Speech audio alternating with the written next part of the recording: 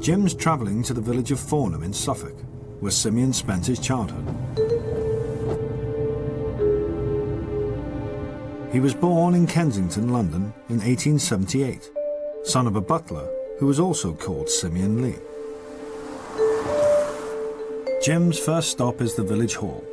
In the mid-1880s, his grandfather went to school here, and it seems as if Simeon Jr.'s elusiveness started young. Well, this is the school logbook from this schoolroom here, 1884.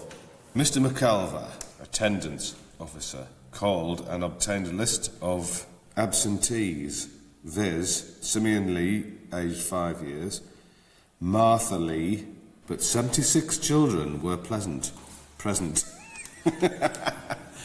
76 pleasant children in this room, but not including my grandfather, aged 5 years. And I don't know, is Martha Lee a relative? It wouldn't surprise me. It wouldn't surprise me if the rest of Britain was related to me at this rate. November the 10th, 1884. Herbert Bream and James Nunn annoyed the scholars this afternoon on entering the porch by taking their hats off and throwing them into school.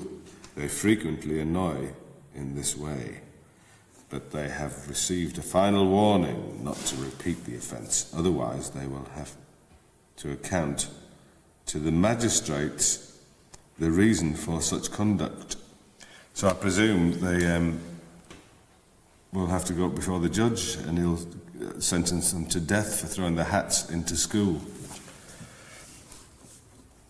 Much the same as when I was at school, and my resulting prison sentence for throwing my shoes into the pond.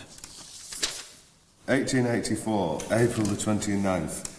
Simeon Lee run over by horse and cart on going home at noon from school. He is internally injured, and the doctors give but little hope of his recovery.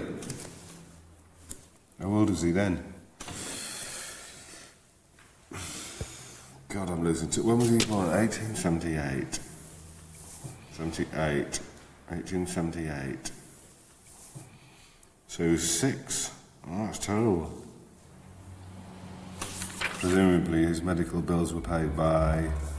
Well, there's a mystery there. Maybe they were paid by... I think there's some link with this house. The house is Farnham Hall, where Simeon Lee Sr. worked for a man called Sir William Gilstrap. Jim's come to the site of Farnham Hall to meet Pamela Horn, an historian who studied the estate. Well, my grandfather, it says in the records in the school that he got quite severely injured when he was run over by a horse and cart. So who would pay would they pay the medical bills? They could have done. It wasn't necessarily the case, and in fact some employers definitely said they weren't going to pay medical bills, and that was a condition. But as Sir William seems to have been pretty generous, clearly he needed then expert medical attention, and I imagine that they provided it. They've yes, he couldn't set that up for him. I think so, yes. Well, it's very nice of him, isn't it? Yes, I think so. Jim's grandfather Simeon boasted to his family in later life that Simeon Sr. had left his old job as a butler in London to take on the role of estate agent at Farnham Hall. If true, this meant that he ran the 600-acre property for its owner Sir William, a philanthropic brewing magnate, whose friends included the future Edward VII and George V.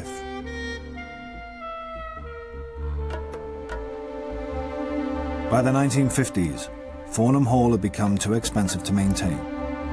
The house was sold and later demolished. The vast estate, which Simeon Jr. says his father managed, was broken up.